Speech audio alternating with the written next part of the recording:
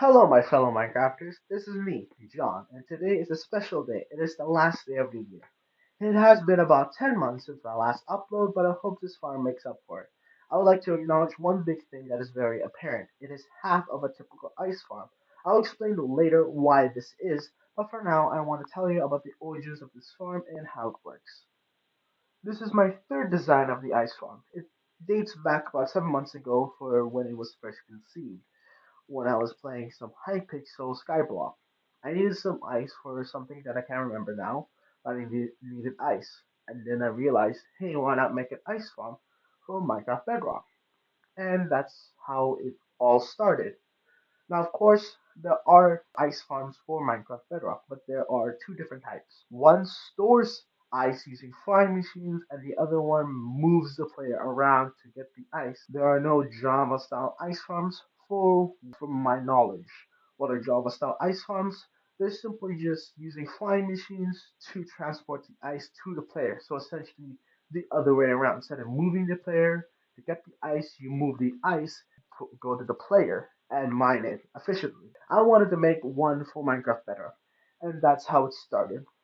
Well, when I started, it became very apparent that I am very lackluster when it comes to my skills in limestone in general.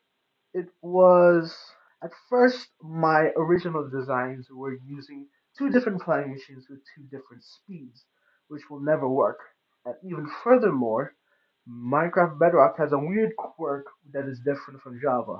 In Java Edition, observers have a one tick pulse and pistons follow that. So they extend with one tick and retract with one tick.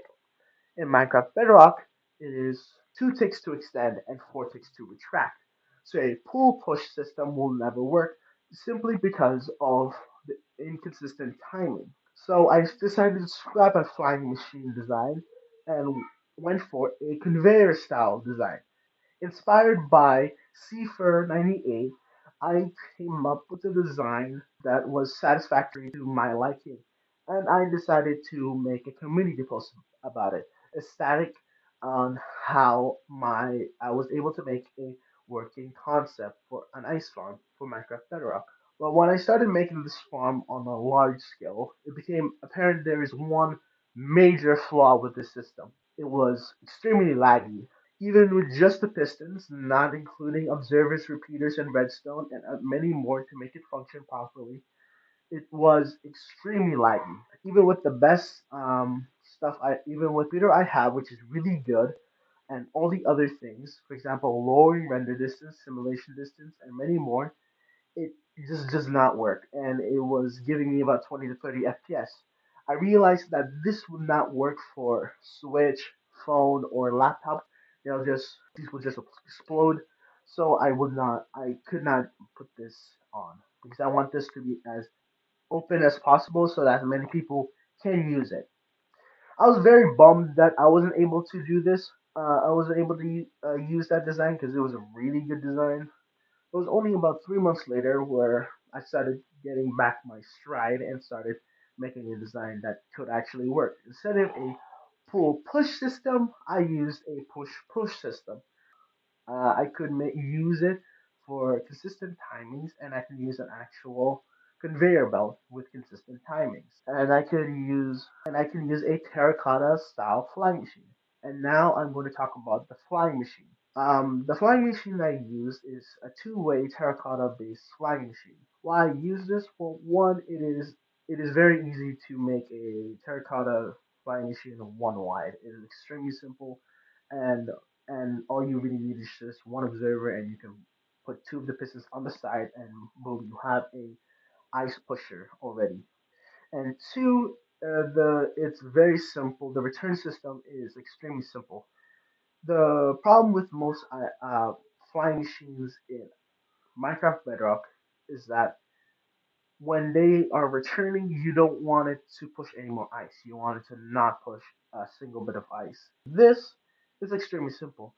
It's criminally simple. All you need is a piston, an obsidian, and an observer. That's it for the return system of the top flying machine. For the bottom flying machine, it's a little bit more complicated, but it's more or less the same. And you don't need any fancy timings or stuff like that. You just need the flying machine to stay. Now, here's the ironic flaw with this flying machine. It's really good, but the ironic flaw is that it's too fast. It's working with it has a speed of about 2 blocks per second, which I can use a 10 gig tick clock to put into the conveyor belt to be able to make it have a 2 block per second speed. But the problem is that if I were to put 2 blocks per second speed second, it is too fast for player to mine all of it within the time frame, and it will break the system. I do not have an overflow system, which probably would work, but I couldn't fit one in my design, so I just decided to scrap it. And there's a workaround with this. You can use a slower two-way flying machine, but that requires a lot more redstone to function properly. And I wanted my ice farm to be simple, fast, and lag efficient, which if I were to use the other flying machine would not make it efficient and simple. Okay, uh, just got out of here. The This last section is for the more intricate parts. So for the first part of this is the portal itself. So the portal or the XP farm. So the XP farm is here for longer AFK sessions. So suggest you should build this if you're going for more than 1 hour. 1 hour costs about 4 netherite pickaxes. So I really suggest you should make this for this farm, and you should really. The Trident, the Trident killer is design is based off of Golden Helmet's design, as you can see. If I were to turn this on and show you a little bit of it, as you can see, this design is as well here is Rufus Atticus's design with the warp planks. Here, the portals are here now.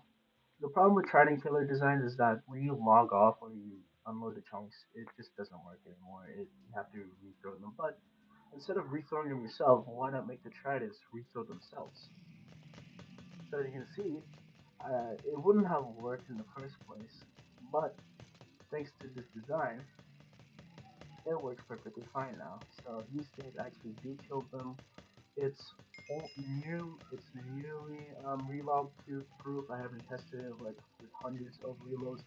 So for my testing, it did work. You could probably change the timings if you need to want to change it. As you can see here, this is an XP separator by Golden Helmet once more. He was the real lifesaver for this XP farm. As you can see here, it throws all of the items, but separates the XP for our use. You could store the gold stuff here, so you have a double chance here, but I didn't really care about that, and plus it's not needed for this design. It's a pretty good design. I use melons because it's a bit, I guess it looks funnier, and it's what works just as well with terracotta. Uh, it's just a bit cheaper. For the turnoff system, actually, it's a very good turnoff system. Actually, I made this up all by myself. So the new, so at first you may be wondering how can I turn this system off. There's no overflow system, meaning that you can't just look away and just press a button. It will restrict the farm. So how could I make a system to where is that it doesn't affect me mining it, and as well can turn it off with just quite literally a push of a button. Shifting will work. And the new updates of shifting actually does help because it actually does lower your hitbox. As you can see here, if I were to hit this, it doesn't work. But if I do this, it works like this. Now it works just like Java Edition, meaning that if I were to grab this, this, and this, grab this, this,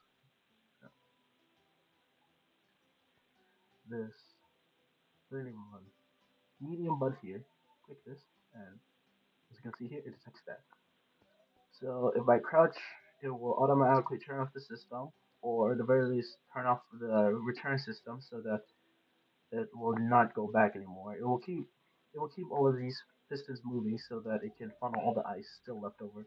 So it's not a true turn off system, but at the very least it does turn it off until all the ice is funneled in. The raid should have been in the intro. You should be able to see it, and as well as you can see here, it's quite the project. All of this.